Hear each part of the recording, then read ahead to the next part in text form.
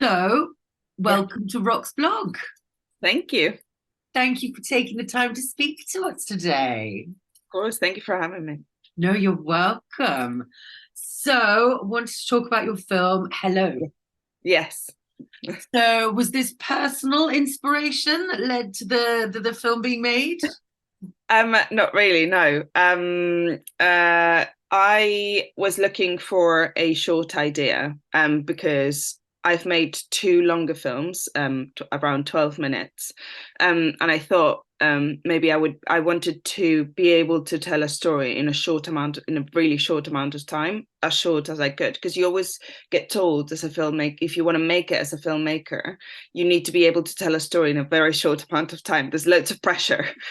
And so I wanted to try and do that. And I was thinking, and my mentor, Rosie Gaunt Mathieson, who is also a director, she took me to this sort of like, it wasn't a festival, but it was like a gathering organized by a commercials production company, I believe, celebrating women in commercials.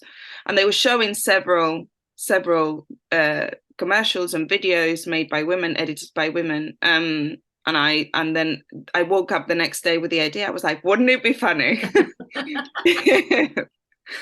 Yeah, and that was, I don't know where it came from, but I thought it was a hilarious joke, obviously.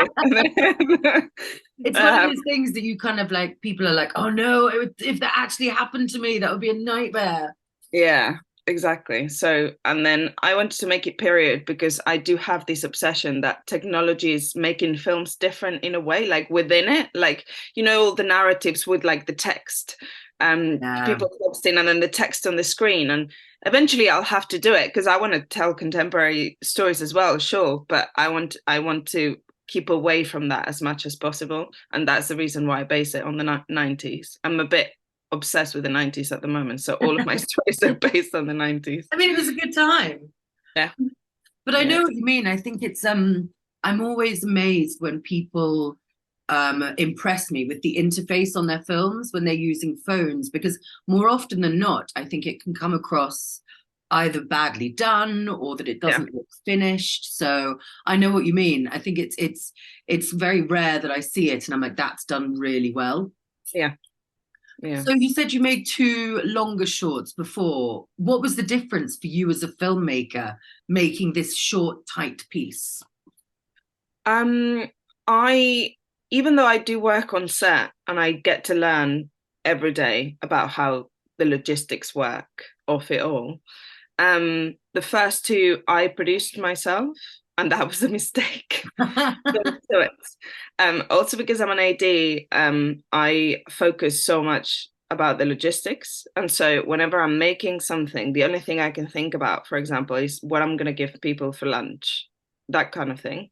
And on this, I was lucky enough to have producers. And so I could focus much more on what I wanted out of the performance and the shots that I wanted and how it was going to end up looking in the end. And I have learned more about this on this one, because I had a great editor who had great ideas, and I was like, I should have thought about that when I was filming it. So you learn with every film, you learn something new. And on this, I felt much more comfortable on set and thinking about the things that I needed to think. But then I realized, oh no, I should be thinking about this as well. So it's very interesting to learn new things which is with each film. And did you feel constrained by the 3 minutes? No, No. it was a joke. It was a story in itself. Not at Yeah. all. No, We absolutely. we finished early and we shot a lot of shots. We did a Yeah. lot of setups. Yeah, yeah. And we put this phone box in the middle of the North Bank rather, and yeah, and that we had to take a door out as well to do the inside shots. So I don't know. It just because I know how things work on a set, I was comfortable organizing my stuff around them, if Mm, that makes sense. yeah. Um, so Well, that yeah. was going to be one of my questions. You mentioned the phone box. I was like, how did you find sort of the perfect phone box that you had enough room to set your cameras around and everything?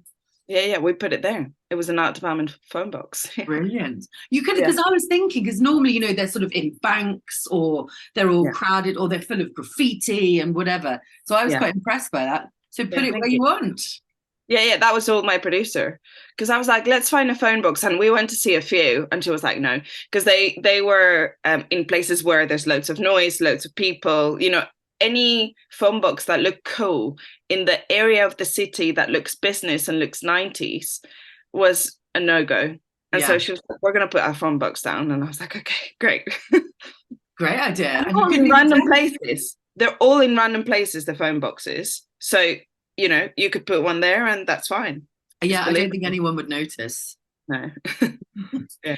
So, I mean, you were talking earlier about going to sort of female-led commercial things, and I love the sentiment, even though, it's mortally embarrassing. There is some good female empowerment, Yeah. within this film. Why is Yeah. that something that you want to broach as a filmmaker? Well, because at some point in my life, I realized that all the filmmakers I admire, and at this point as well, pretty much all the filmmakers I admire and I want to emulate and I want to become are all male. Um, because all of the movies that I want to make, I'm not an art house filmmaker. I want to make adventure. I want to make big comedy, like big, bigger than life. J.J. Abrams, James Cameron, Steven Spielberg kind of things. Yeah, And so, and David Fincher as well, who is a little bit different, but also still, very much big, yeah. in the stories that he tells. And so I want to do the same thing, but I want to make women the protagonists of all these adventures. So that's why I always push, because then I realized that the movies that I watched, and I watched over and over again, as you do when you're a kid, were all protagonized by women and had some sort of female empowerment in there. I watched Practical Magic yesterday, and I watched that as Okay. like again and again and again and again, and it's the two sisters, united. Isn't it um, like 25 years or something? I think I read something. It's an anniversary of Practical Magic. yeah. So it's films like that. Labyrinth, who is this Jennifer Connelly who fights, the magician, and there was always an element of those movies. So I liked all of the movies by these filmmakers and felt incredibly inspired by them. But also, I was obsessed with these other movies, and I didn't know. Obviously, growing up, I didn't know what the difference was. So yeah, that's why I want to tell those stories and make people aware that women can also live adventures. Yeah, you know no, brilliant. I'm all for that.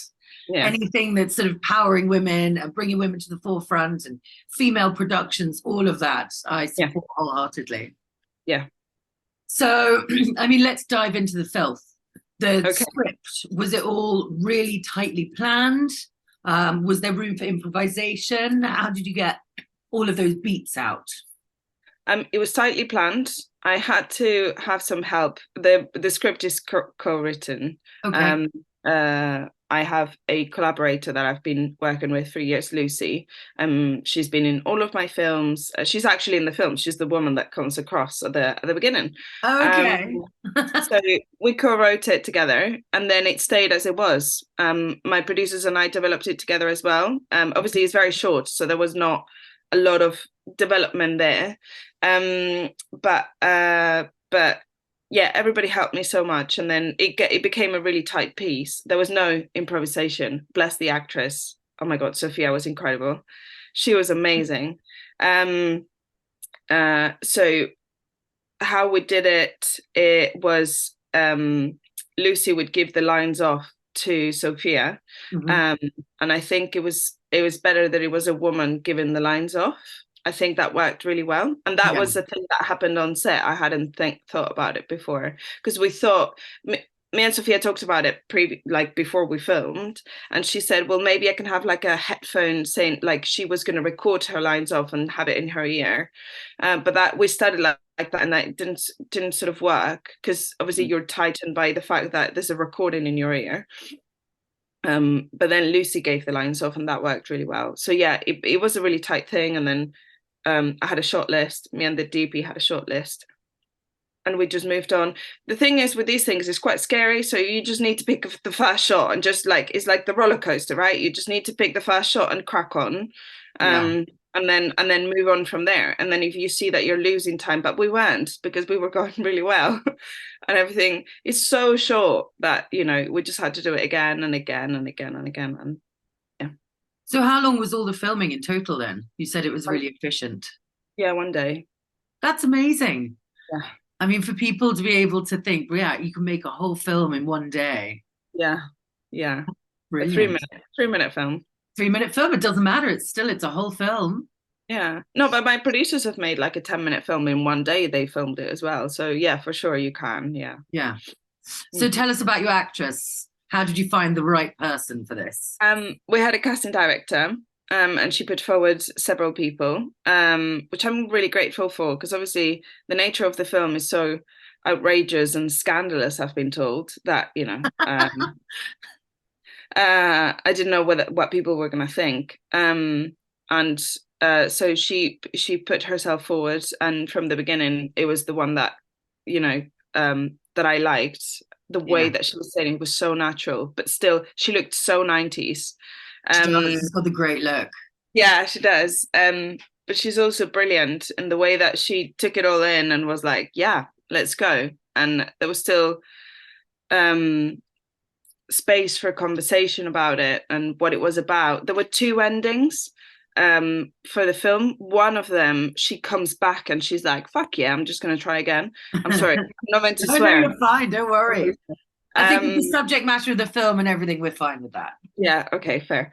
And in the other one, she ran away from the phone box completely embarrassed. And so we talked about it many times, and we did both versions of it. And I think the way that she performed, the coming back into the phone box, was brilliant. And that's what the final push that I had to like, this is the end of the film. Okay, nice. So did that happen in the edit then, that you decided which ending you were going to go with? Yeah, I think I'm not entirely sure how it happened now, because it was at the beginning of this year and it's been a very intense year. But the editor, I believe, put it there, put that one first, or I told him, I can't remember. But yeah, that was yeah. Nice. I never saw the other ending actually, so I'm not sure what the reason why was. Whether I said it or he did it, I can't remember. There we go. You've got the right ending. I think it works perfectly. Yeah. Yes. So you said that somebody found it, did you say scandalous? Yeah. Yeah. So how's that been? So you're on your thought, festival circuit now? yeah, there's a lot of rejection, as there always is. It's inevitable. Yeah. It's yeah, obviously because of the language, a lot of people feel taken aback. I personally think as well that because it's a woman saying those things, people are even more taken aback by it. Yeah. I think there's a factor there. Yeah. And obviously I do understand 100% the people that say that is scandalous. I've been told that it's unsellable and that it will never go anywhere because people are so taken aback by it.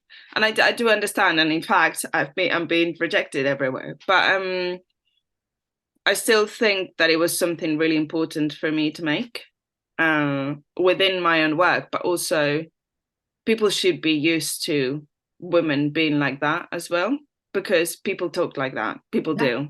Yeah. So why would you feel completely embarrassed about it when if it was a man, you'd be like, yeah, they do that.